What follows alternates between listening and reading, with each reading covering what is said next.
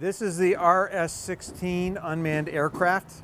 It has a 12-foot 11-inch wingspan, a max gross takeoff weight of 85 pounds. David Yoel is an applied physicist with more than 30 years' experience as an inventor and engineer. With roots in the space program and industrial manufacturing, he founded American Aerospace in Montgomery County, Pennsylvania. Embracing a new era in aviation, Yoel and his team built this RS-16 unmanned aircraft system, also known as a UAS, which is the world's first professional-grade long-endurance civilian UAS.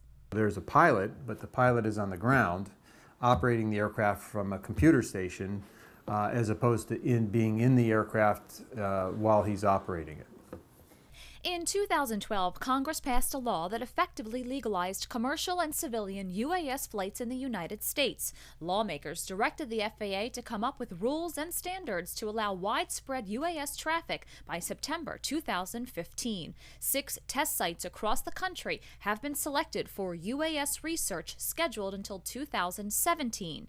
Currently, the FAA is granting certificates of authorization to fly UASs, and since 2009, many of Yoel's clients have been approved.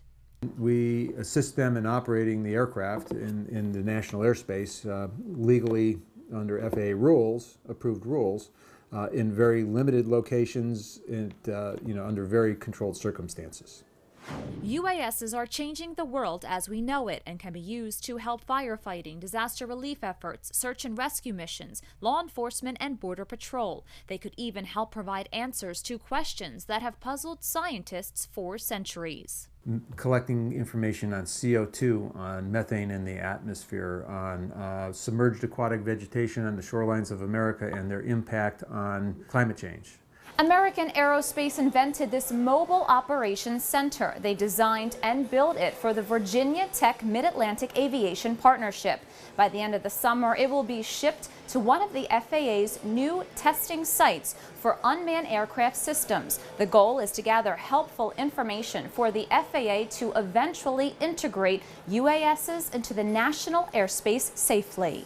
We're in that research phase now where we're evaluating what levels of redundancy and levels of reliability are needed to operate these systems safely and effectively. While UAS research continues, many have serious concerns about the new technology, like Arthur Walk, a licensed jet pilot and Philadelphia-based airplane crash litigator for more than 40 years.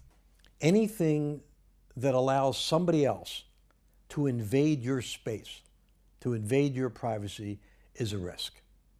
A small UAS, commonly referred to as a drone, is readily available to the public. Walk is worried about the reliability of that aircraft and its operator. They crash because they break. They crash because the guy using the toggle switch isn't quite up to speed. That's the guy I'm worried about, and that's the drone I'm worried about.